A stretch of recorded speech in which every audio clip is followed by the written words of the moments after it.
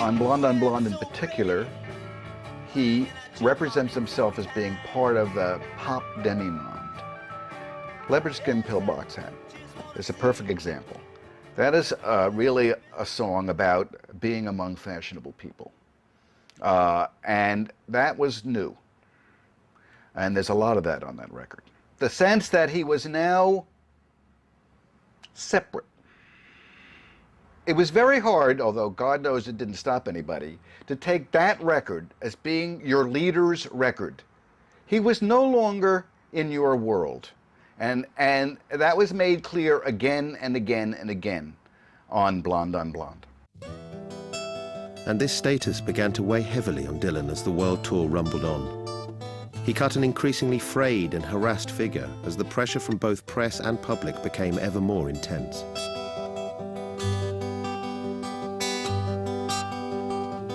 There was so much cultural heat surrounding Dylan that he was afraid Dylan was going to be assassinated. And it's really hard to convey to people who weren't around at the time the kind of significance that Dylan held. I mean, people really believed that somehow the answer to life itself was in these songs, that if you pored over them enough, that Dylan was somehow in possession of a certain kind of truth. I mean, this was something I think that almost drove him mad, but it was also something that lent his every gesture a kind of significance. And so right around the time of Blonde on Blonde and the tour with the band, I mean, Dylan was just kind of channeling the zeitgeist. Phone box office and they said they're gonna shoot me. Well, do they do this often? I don't mind being shot, man, but I don't dig being told about it. Oh, man, I can't believe that. Don't worry, Mickey, I'll protect you. I hope so. I hope so. A sense that Dylan was walking a kind of razor's edge. You know, whatever drugs may have been involved in that, the level of exposure that he felt, the intensity of the response to him at that point, you know, that you just can't sustain that. That's not possible. And, you know, and it wasn't possible. I don't want to go to Italy no more. I don't want to go nowhere no more. You end up crashing in a private airplane in the mountains of Tennessee. Or Sicily. When you stay and then when you stay in the States, I mean, when you come back? I don't know, I just want to go home.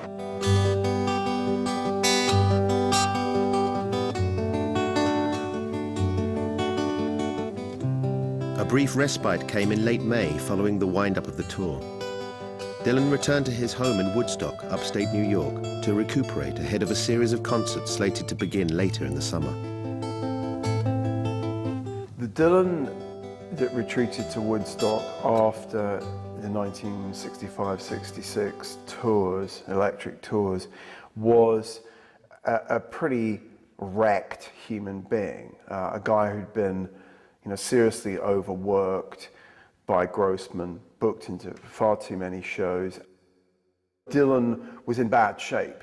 Dylan really had hit some kind of rock bottom drug-wise, amphetamine-wise, and worse, we think. Woodstock offered a place of refuge and recovery for him. August 2nd, another world tour started at the Yale Bowl in New Haven, Connecticut, home of Yale University. And that was going to be another lengthy tour. So he only had this break of 6 or 7 weeks when he could recharge for another jog all the way around the world. It is said, has been written, that Albert Grossman sensed blood, that they were nipping at the heels of the Beatles. Now, there's no question in terms of critical acclaim and cultural impact, Dylan and the Hawks were nipping at the heels of the Beatles. In terms of record sales, they weren't close. Sorry, they weren't close. Nonetheless, in terms of cultural impact, Dylan was nipping at the heels of the Fab Four. And Grossman thought, you know, we can eclipse these guys in sometime in '67 maybe, and be the #1 act out there on all levels, cultural impact, commercial viability, blah, blah, blah. But any scheme that Grossman may have been advancing came off the rails on the 29th of July, 1966, when Bob Dylan crashed his motorcycle. In the aftermath of the crash, all appearances were cancelled, gigs called off, and plans shelved. Dylan's entire career was suspended. Bob called me in August, just before I was to get on the plane to go back to New York, and told me that he was in traction. He had broken his neck. He crashed his motorcycle just outside of Albert Grossman's home up in Woodstock. And the Shea Stadium gig and the Moscow tour was now put on hold, and he didn't know when. So at that point, I stayed in LA, and I have to give Bob credit. This is a class act. He paid my salary for another year after that motorcycle accident. But basically, it was over.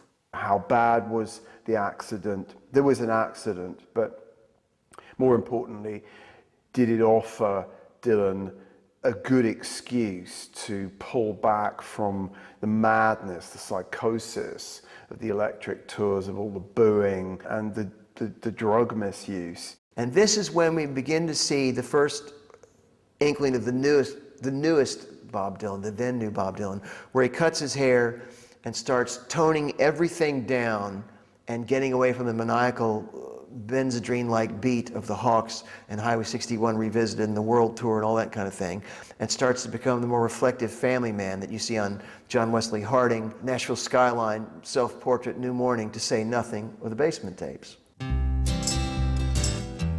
The sudden halt to touring left the Hawks in something of a bind. While Dylan spent his time in Woodstock working alongside filmmaker Howard Alk with footage taken on the tour, the band remained billeted on retainer in a New York hotel, a group without a leader and facing an uncertain future.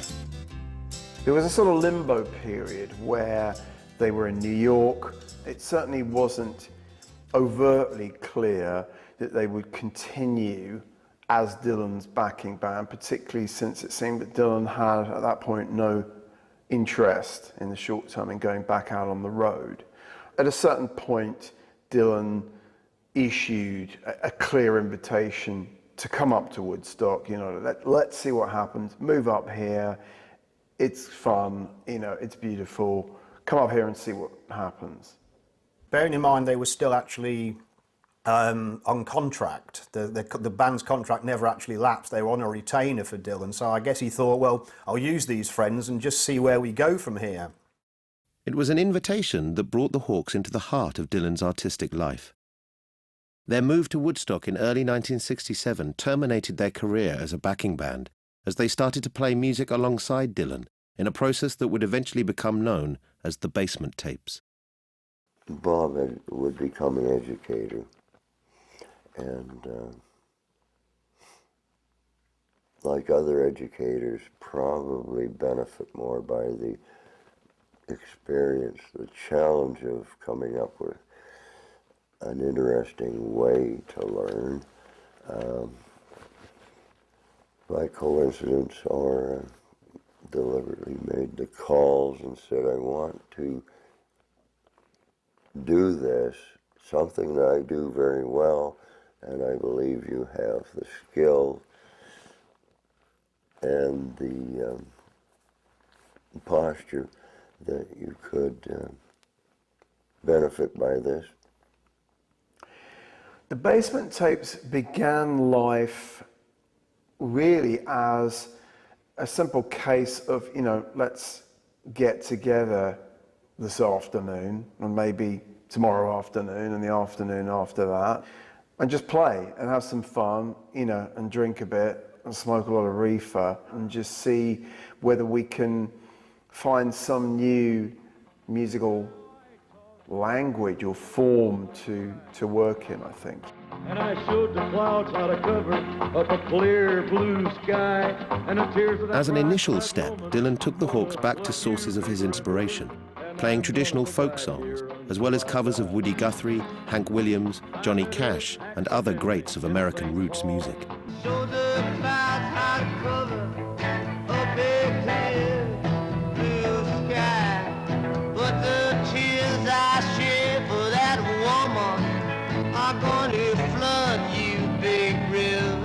surprisingly, country and western is huge, comes way up as an influence, and the R&B goes away to a certain extent. They do some John Lee Hooker style modal things, some sort of swampy things, but they're just, and they do a lot of folk things, which is new to Robertson and the guys. They were not folkies. Yes, and to pass the test, if you didn't really know the song, you would have to know it by the end of the chorus, the verse, chorus. You know the song then. And maybe we'll start writing some of our own things. Maybe in some sort of organic way, original compositions will come out of this, almost in a kind of automatic writing style. Initially, they had been playing at Dylan's home in Birdcliff, but with a young family around, this soon became difficult. The Hawks had moved into a house outside the nearby hamlet of West Saugerties. They called it Big Pink and converted the basement into an improvised home recording studio in which to work. I think what we have with Dylan, in terms of the original songs that came out of the basement period and the songs that we then hear on John Wesley Harding and even a little further down the road, was a man who was really becoming interested in the kind of folk memory, if you like, in the whole sort of legacy of American folk musics, the various genres, all those extraordinary, strange songs, murder ballads, songs of poverty, songs of, biblical damnation, the things that Harry Smith was so fascinated by and included on his anthology of American folk music. Dylan was really immersing himself in all of that. Nothing was delivered, and I tell this truth to you. He is really thinking hard about Americana. Now, he's always been into Americana, but it's deeper here, exploring both in the terms of his word choice, the kinds of received expressions he uses, and the tone of the whole American ways of speaking. He's trying to figure out how to talk like that, how to write like that, but still be in the time he's in. And yet, but the time he's in doesn't mean 67 and all of its apocalyptic mythos. It means, I was born in 1941, I am now 26, I have a kid, I live in Woodstock, and I go out to the grocery store. It's that time he's in. I can't say enough about the physical environment of Woodstock and the physical environment of what it's like to be in a house up there and how removed you feel. That I think that is a big part. I can hear that in those songs. I can hear people, they're not referencing everything that was on the radio 5 minutes ago. They're referencing their own musical instincts, at that moment, and playing with the kind of relaxation, of kind of genuine folk musicians, of people who just lived around each other and played together because they were the guys who did that. When the truth is found to be alive. And beyond the Woodstock frontier, the cultural heat that had so burned Dylan in '66 had now become an inferno. Don't you want some?